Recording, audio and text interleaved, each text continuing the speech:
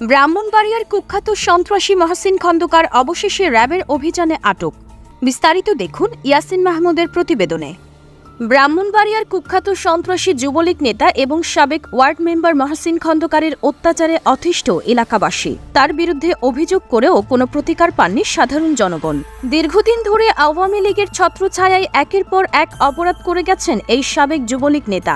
জমি দখল, চাঁদাবাজি, মাদক ব্যবসা, নারী কেলেঙ্কারি থেকে শুরু করে সালিশের নামে ত্রাস কায়েম, কোনো অপরাধী নেই যেখানে তার হাত ছিল না। সাধারণ মানুষের মুখে শোনা যেত আওয়ামী লীগের বড় বড় নেতা ও সংসদ সদস্যদের ম্যানেজ করেই নাকি তার অপরাধ সাম্রাজ্য অটুট রেখেছিলেন তিনি। প্রশাসনের নীরবতা এবং সাংবাদিকদের ওপর ক্রমাগত চাপ ও হুমকি তাকে বছরের পর বছর ধরাছোঁয়ার বাইরে রেখেছিল। শূন্য থেকে রাতারাতি কোটিপতি বনে যাওয়া মহসিন খন্দকার গড়ে তুলেছিল এক বিশাল সম্পদের পাহাড়। তার নামে রয়েছে একাধিক মার্কেট, বিলাসবহুল অট্টালিকা, দোকানপাট এবং নানা ধরনের অবৈধ ব্যবসা। তবে তার সবচেয়ে বড় অপরাধের মধ্যে ছিল গ্যাস চোরাচালান এবং অবৈধ গ্যাস সংযোগ বাণিজ্য। প্রশাসনের নাকের ডগায় বসে তিতাস গ্যাসের ৫,০০০-এরও বেশি অবৈধ সংযোগ দিয়েছিলেন মহসিন খন্দকার। এই গ্যাস সংযোগের মাধ্যমে লক্ষ লক্ষ টাকা হাতিয়ে নিয়ে সাধারণ মানুষকে জিম্মি করে রেখেছিলেন তিনি।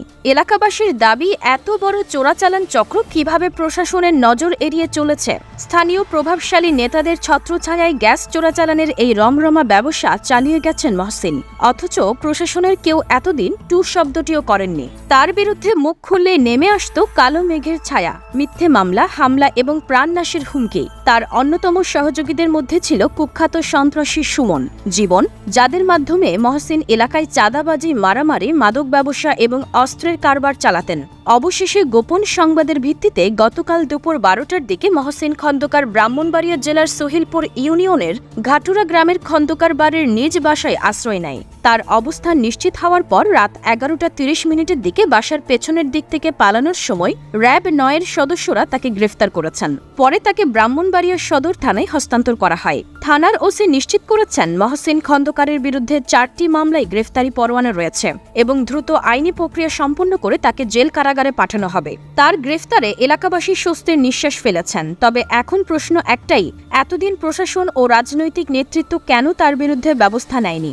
বিশাল গ্যাস চোরাচালান চক্রের মূল হোতা মহসিনের গডফাদার কারা, কিংবা কার আশ্রয়ে এতদিন প্রশাসন নীরব ছিল? মহসিনের গ্রেফতারের মাধ্যমে কি তার অপরাধ সাম্রাজ্যের চিরস্থায়ী পতন ঘটবে, নাকি রাজনৈতিক প্রভাব খাটিয়ে আবারও মুক্তি পেয়ে তার অপরাধ অপকর্ম চালিয়ে যাবে? সাধারণ মানুষ এখন অপেক্ষায় এই অপরাধীর দৃষ্টান্তমূলক শাস্তি দেখে আইনের প্রতি আস্থা ফিরে পাওয়ার। সময়ই দিবে সেই উত্তর।